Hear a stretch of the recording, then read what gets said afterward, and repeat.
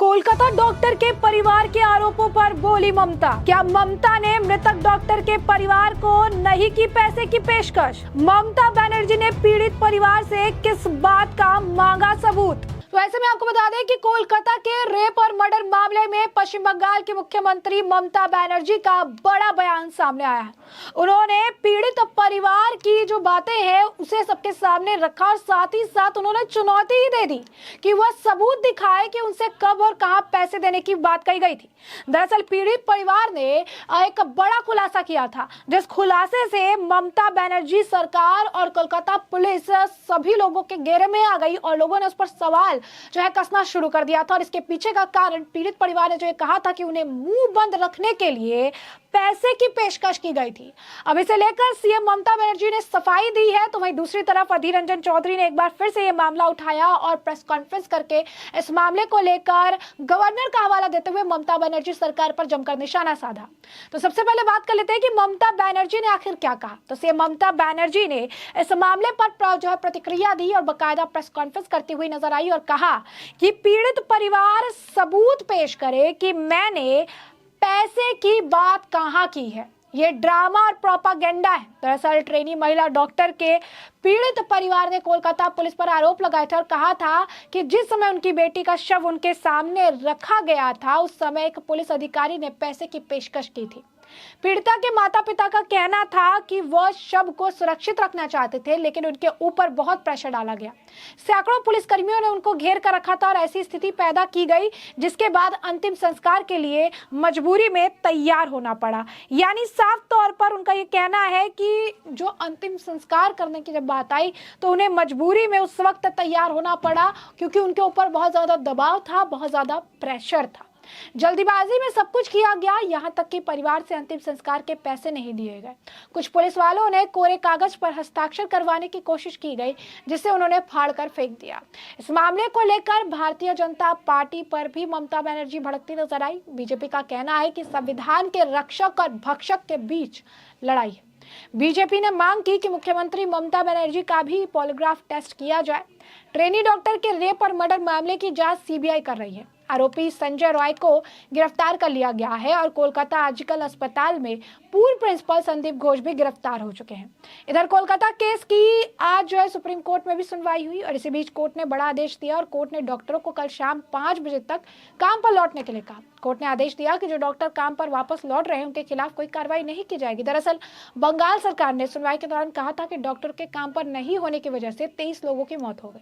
अब आप समझ सकते हैं कि यह मामला कितना ज्यादा गंभीर होता हुआ जा रहा है। ट्रेनी डॉक्टर के साथ दरिंदगी का यह मामला 9 अगस्त को देखने के लिए मिला था। कोलकाता के आजकल अस्पताल में 8-9 अगस्त की रात ट्रेनी महिला डॉक्टर के साथ रेप किया गया और उसकी हत्या कर दी गई। उसके साथ दरिंदगी अस्पताल के सेमिनार हॉल में की गई। उसका शव सुबह बरामद किया गया और इस घटना के बाद कोलकाता सहित पूरे देश में रोष व्याप्त हो गया। डॉक्टर हड़ताल पर चले गए और कोलकाता की बिटिया के लिए न्याय की गुहार लगाते रहे। सड़कों पर जमकर विरोध प्रदर्शन हुए। साथ ही साथ मामले को लेकर पुलिस की कार्रवाई पर सवाल खड़े हुए और उस पर आरोप लगे कि उसने सबूत मिटाने की कोशिश की है।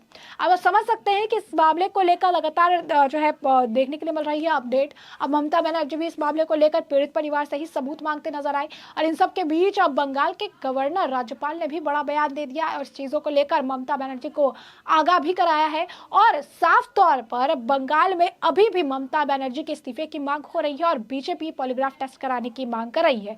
इन सब के बीच अब कांग्रेस के जो नेता है अधीर रंजन चौधरी, उन्होंने भी बाकायदा प्रेस कॉन्फ्रेंस की और ममता सरकार पर जमकर निशाना साधा। कांग्रेस नेता अधीर रंजन चौधरी कहते नजर आए कि नियमों के मुताबिक राज्य के राज्यपाल को राज्य सरकार खासकर मुख्यमंत्री से समय समय पर बात करने का पूरा अधिकार है। बंगाल के मुख्यमंत्री को खुद जो है उन्होंने कहा कि राज्यपाल को बंगाल के हालात से अवगत करना चाहिए। नियमों के मुताबिक ऐसा होता है, लेकिन बंगाल में ऐसा कोई नियम नहीं है, ऐसी कोई प्रक्रिया नहीं है, क्योंकि राज्य और राज्यपाल के बीच टकराव की स्थिति जो है देखने के लिए मिल रही है।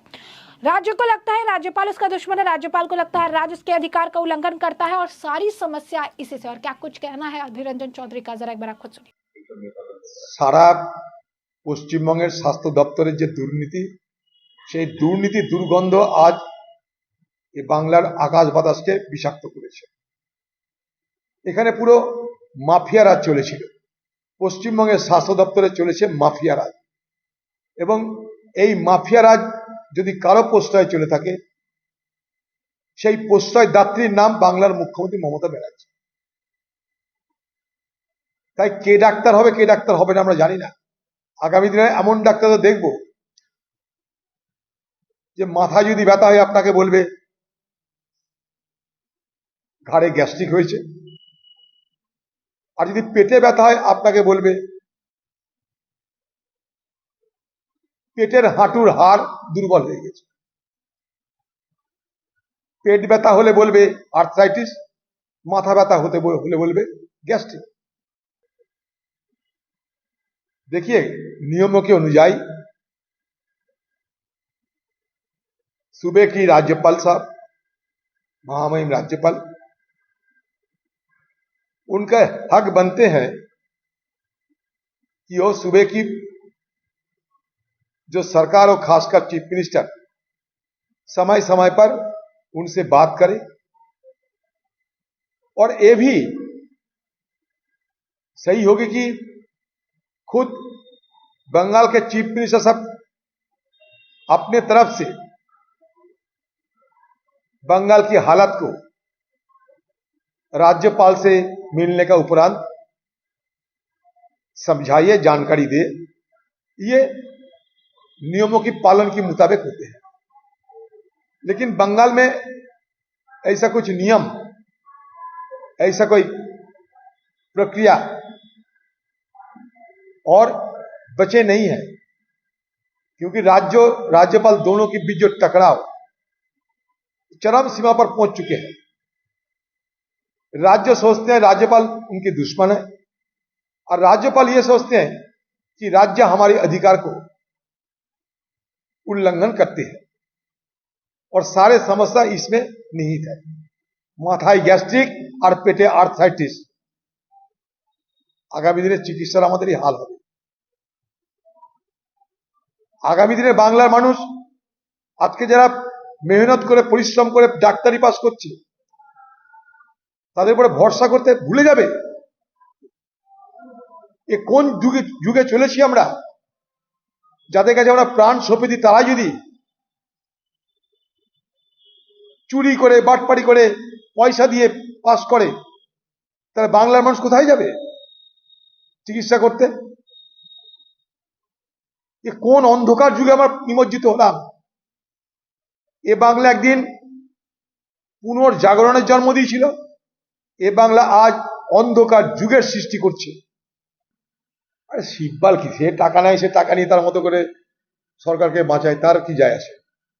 তাদের কোনো মানবিকতাও নাই, তাদের কোনো কিছু নেই। তারা টাকার বিনিময়ে মিথ্যা সত্যি বলবে মানুষকে। কপিল সিব্বল এইরকমই, তারা যে কোনো কেসে তাকে পাবেন আপনারা, শুধু পয়সা দিতে হবে। কপিল সিব্বল পশ্চিমবঙ্গ সরকারের পক্ষ থেকে পশ্চিমবঙ্গের চিকিৎসক জগৎকে অভিযুক্ত করবার গভীর ষড়যন্ত্র করছে। এটা একটা ষড়যন্ত্র ছাড়া কিছু নয়।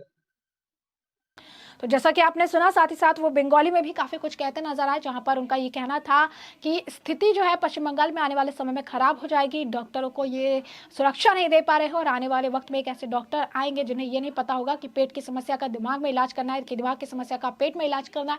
कल को वो कुछ भी जो है कह सकते हैं, क्योंकि आने वाले समय में जितना भ्रष्टाचार हो रहा है, बंगाल को इसी समस्या से जूझना पड़ेगा। तो ऐसे में हमने आपको जो पूरा मामला है ये बड़े विस्तार से बताया कि पूरा मामला क्या है, किस तरीके से पश्चिम बंगाल में मुख्यमंत्री ममता बनर्जी को लेकर भारी आक्रोश जारी है। और इसी बीच ममता बनर्जी ने सामने आकर सफाई दी, और सफाई देकर अब उल्टा पीड़ित परिवार से ही सबूत जो है मांग लिए हैं। वही दूसरी तरफ अब अधीर रंजन चौधरी ने भी इस मामले को लेकर ममता सरकार पर जमकर निशाना साधा, और साथ ही साथ राज्यपाल की भूमिका को लेकर ममता सरकार को घेरा, इसे लेकर जो समस्या है उसे सामने रखा है। तो ऐसे में अब इस पूरे मामले पर आपकी भी जो राय हो, हमें कमेंट सेक्शन में कमेंट करके जरूर से जरूर साझा करिएगा। धन्यवाद।